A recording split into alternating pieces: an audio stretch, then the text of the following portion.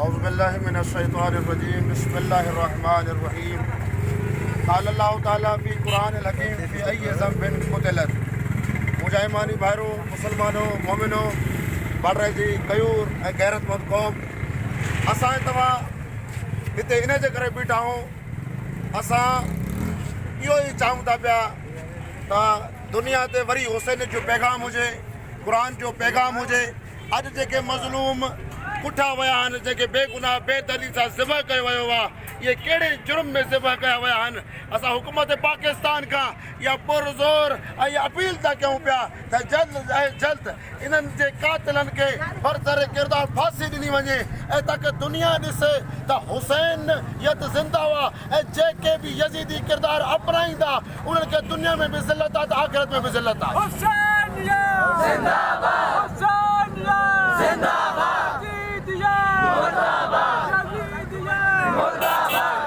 असां हुकूमत खां पुरज़ोर मज़हब इहा कयूं, अपील था कयूं त इमरान ख़ान तूं हर हंधि वञी थो पियो, हर प्रोग्राम में शिरकत आहे, लेकिन चौथो ॾींहुं आहे शहीदनि जा जेके जनाज़ा रखिया पिया आहिनि था, मायूं भेणूं रोअनि थियूं पियूं। उहे अपील थो कनि पियो वज़ीर आज़म अचे त वज़ीर आज़म छो नथो वञे? वज़ीर आज़म खे ज़रूरु वञिणो पवंदो ताकी उन्हनि जे दिलनि खे सुकून पहुचे। इहा जेका करबला अॼु बि ज़िंदा हुआ, करबला ज़िंदा रहंदी। असां सभु बॉर्डर वारा इहा राह था अपनायूं जेका हुसैन जी राह हुआ।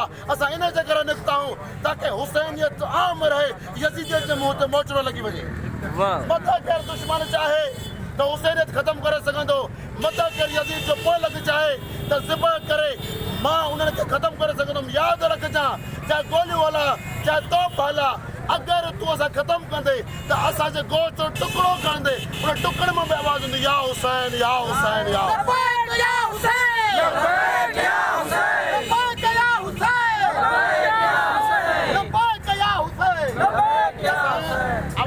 दुश्मनी न आहे।